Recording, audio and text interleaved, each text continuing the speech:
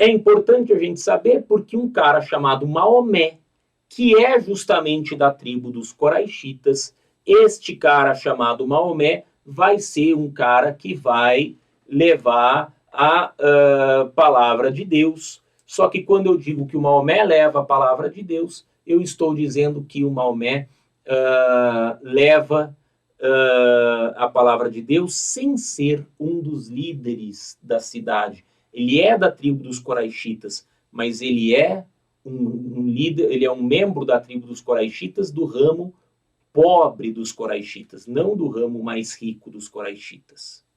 Tudo bem? Isso é muito importante. O Maomé, ele é da tribo que governa Meca, mas ele é da tribo, da parte mais pobre dessa tribo que governa Meca. Muito bem. Posto isso, Maomé, Mohammed, né? Maomé, e não sei como é que se pronuncia Maomé em árabe, eu conheço palavras que eu vou contar para vocês, mas eu não conheço a pronúncia adequada dessas palavras, porque eu não falo árabe. Mas é o seguinte, o Maomé, ele um dia foi desenvolver a religiosidade dele e foi fazer um momento de oração, um momento de meditação em uma determinada gruta. Então ele estava lá numa gruta, e aí ele está lá nessa gruta pregando, meditando, tal, pensando, orando, né, desenvolvendo aquela religiosidade dele. Até que num certo momento aparece uma entidade que se apresenta para Maomé como justamente um anjo, o anjo Gabriel, e fala para o Maomé o seguinte, Iqra. Aí o Maomé fala, porra, Iqra? Não, mas Iqra não, porque eu não sei ler. Aí o anjo olha para o Maomé e fala, não, Maomé, você não está entendendo, Iqra. E aí o Maomé fala, Iqra? Ah, recite. Entendi, é para eu recitar, é para eu repetir. Isso, recite, Iqra. Daí o Maomé fala, porra, mas pera lá, mas recitar o quê? Quem é você? Puta que loucura, peraí. Não, foi embora. Maomé foi embora, não gostou. Aí o Maomé chegou em casa e conversou com uma das mulheres dele, com a Khadija, que era uma companheira que debatia, que falava muito com o Maomé, ele se abria muito para ela e tal.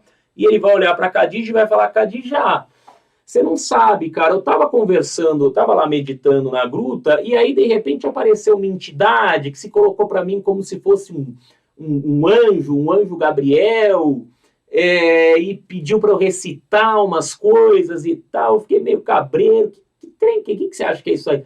A Khadija vai olhar para o Maomé e vai falar, porra, Maomé, ó, eu acho que pode ser o Gabriel.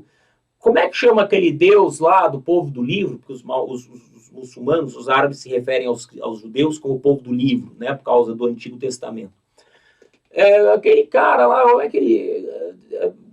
né?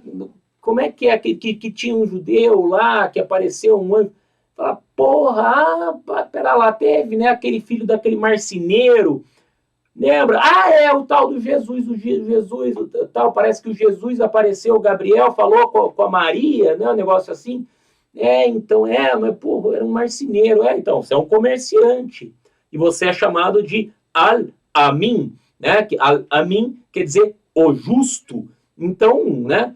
Daí ele fala, tal, também teve um outro que Deus falou com ele, que era um tal de um pastor de ovelha, acho que era Abraão o nome do pastor de ovelha, que Deus foi lá e falou com ele, falou, você falou com um pastor de ovelha, falou com o filho de um marceneiro, por que não pode falar com um comerciante pobre?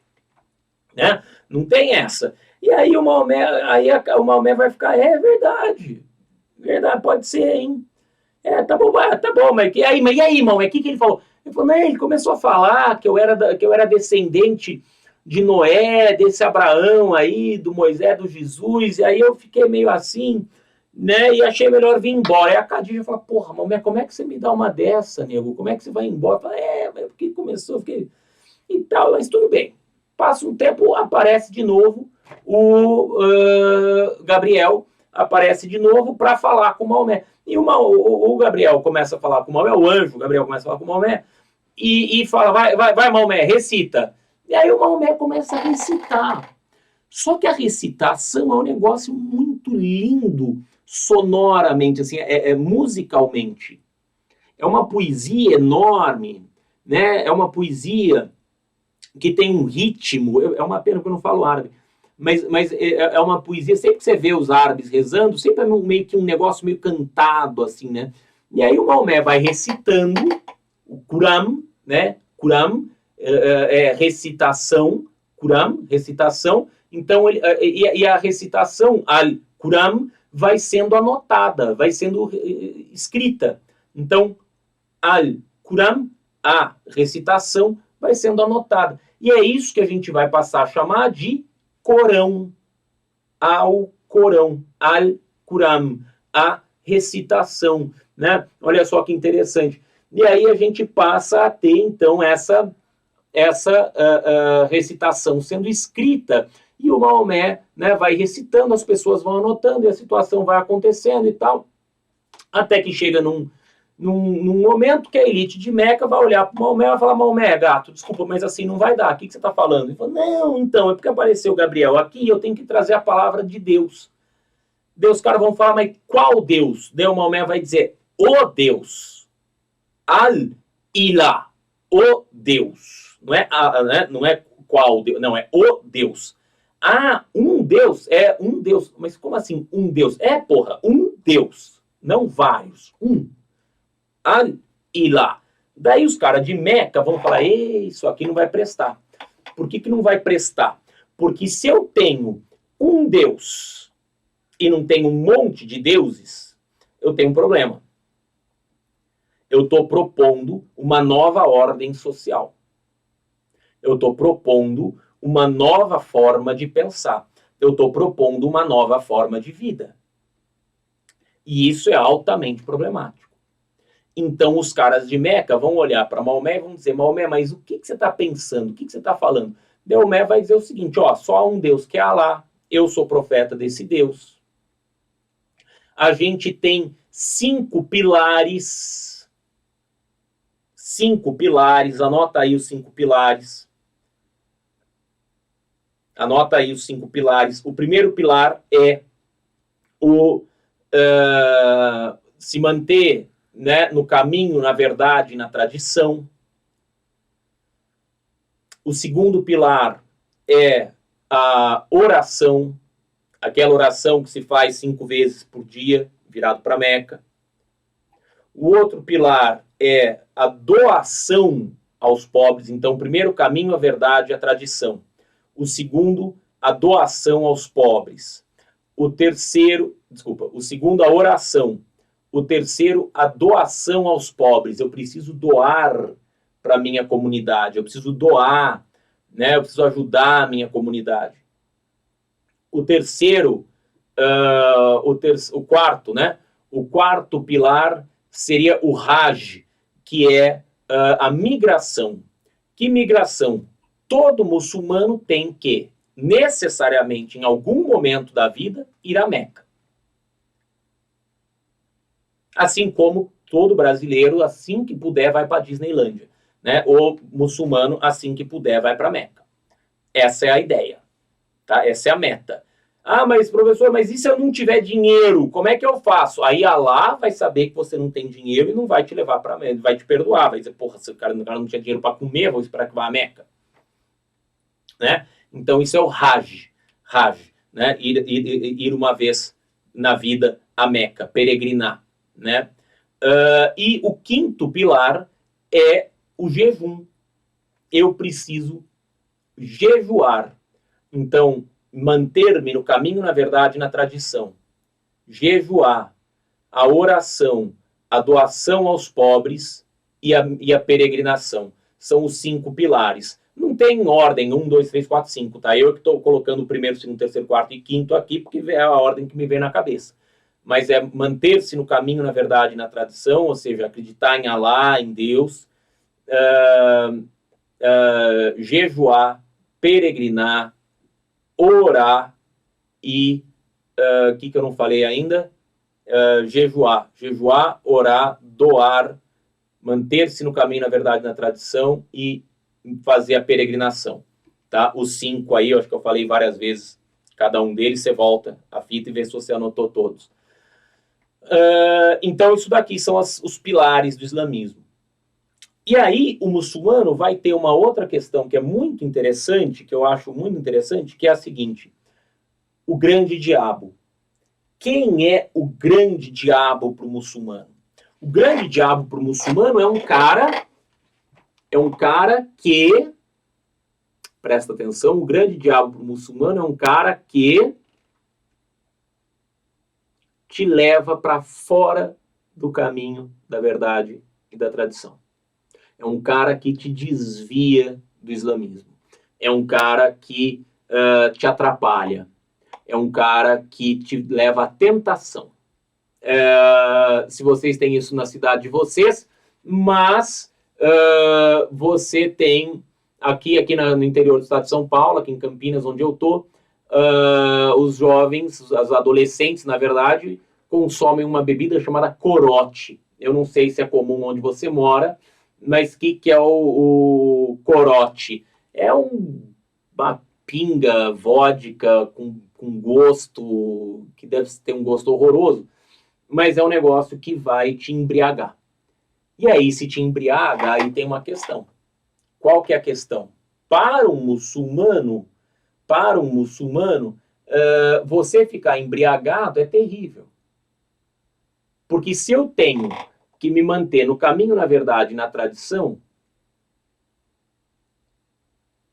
e eu estou embriagado, eu tenho o meu nível de consciência, eu tenho a minha inibição reduzida, né? Um dos efeitos que o álcool traz é reduzir o seu grau de inibição. Se eu vou reduzir o meu grau de inibição, ferrou, porque eu posso fazer um monte de coisa, errada. Então eu não posso beber. Porque se eu beber eu vou pecar, se eu pecar eu não vou para o céu. Então quem é o grande diabo para o muçulmano? É esse cara que vai te oferecer a bebida. Então o muçulmano, ao olhar para alguém que está te oferecendo bebida, vai dizer, esse daí é o grande diabo. Para um católico comum, para um cristão comum, o grande diabo muitas vezes é uma figura abstrata, né? um bonequinho, né? É um bonequinho que tem ali o rabo em ponta de seta, né? Fininho, tal, não sei o quê. Mas para um muçulmano, o grande diabo é aquele que te oferece bebida, é aquele que te oferece um cigarro de maconha, é o cara que te oferece alguma coisa que vai te fazer sair do caminho da verdade, da tradição, que pode te levar a pecar. Ok? Então esse é o drama pro muçulmano. Esse é o drama para quem é muslim. Quem é o muslim? Muslim é aquele que é submisso, né? Submisso, porque a religião islâmica, ela prega o Islã, ou seja, ela prega a submissão. Então o muslim, que é o submisso, é o cara que deve ficar submisso a quem? A Allah. E aí eu não posso simplesmente cometer a burrada de sair por aí bebendo, eu não posso cometer a burrada de sair por aí pecando, porque eu tenho que me submeter a Deus, entendeu? Então é isso que a gente precisa pensar, é isso que a gente precisa estar atento dentre os costumes dos muçulmanos, né? Por isso que o muçulmano muitas vezes não topa, né? Não topa bebida alcoólica, né? Por isso que o muçulmano implica muito com o imperialismo cultural dos Estados Unidos, porque se eu começo a dançar Cardi B, né, WAP, né, que é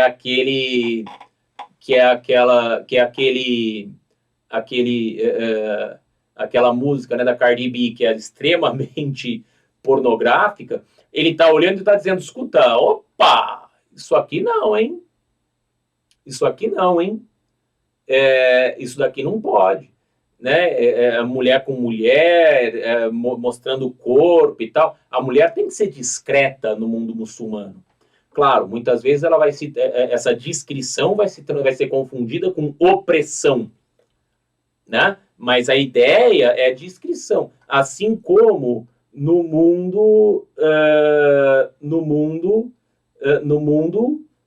cristão. No mundo cristão, essa descrição também acontece. A gente tem em algumas denominações religiosas, né, no mundo cristão, nas igrejas protestantes, em que a mulher tem que se vestir com discrição. Não pode cortar o cabelo, não pode usar calça, né, porque a ideia de usar uma saia, porque a saia não marca o corpo. Né? Você pega uma roupa de freira, né, você olha para uma freira e olha para uma burca, é muito semelhante. Né? É aquele vestidinho tal, né? Só que a freira ainda mostra um tanto assim de canela, né? A burca não mostra nada. Mas você vai cobrir bastante a mulher ali, não vai mostrar cabelo, não vai definir o corpo, não vai usar roupa justinha, não vai não sei o quê, porque você tem essa compreensão de que eu preciso discrição para a mulher. Discrição não é sinônimo, ou não deveria ser sinônimo de opressão. Discrição deveria ser preservar a mulher. Por que preservar a mulher? Porque eu preciso evitar que a mulher seja sequestrada. Porque como é que eu fazia para casar no mundo muçulmano? Para casar no mundo muçulmano, eu não casava, eu roubava a mulher. É sacanagem, mas você rouba a mulher. Então você vai lá na tribo rival, né, antes, né, de ser muçulmano, você ia lá na tribo rival e, pumba, roubava a mulher. E aí, se o pai dela se sentisse ofendido, ele vinha aqui e roubava a mulher da minha tribo. Também não tem problema, é assim que se é assim. Né? Acontece. Né? Agora, depois, quando a gente já se torna muçulmano, a gente ainda tem uma relação com a mulher um pouco diferente, né? Com muitos casamentos, o homem podendo ser polígamo e tal, que é uma herança do mundo pré-muçulmano, né, do mundo pré-muçulmano, que eles chamam de Jahiliya, né, o Jahiliya, que é o tempo da ignorância, que é o tempo, ignorância porque é o tempo que eles não conheciam o islamismo, né, então Jahiliya, o tempo da ignorância. Então, nesse sentido, eu tenho uma transformação muito grande, né, entre antes e depois. Quer dizer, a partir do momento que eu conheço a palavra de Maomé, eu tenho que rezar 5 vezes por dia, eu não posso beber, eu tenho que me submeter a Alá, eu tenho que peregrinar, né? Eu tenho que ter discrição, a mulher tem que estar discreta, né? Tem que estar mais coberta, né? E a gente vai criando, observe, que uma nova ordem, uma nova maneira de ser. Tudo bem? Tranquilo? Até que a gente chega numa situação que Maomé vai precisar fugir de Meca. Por que ele precisa fugir de Meca? Ele vai precisar fugir de Meca porque ele está sendo perseguido. Ele é perseguido porque ele está propondo uma nova ordem, ele está propondo uma nova forma de existir.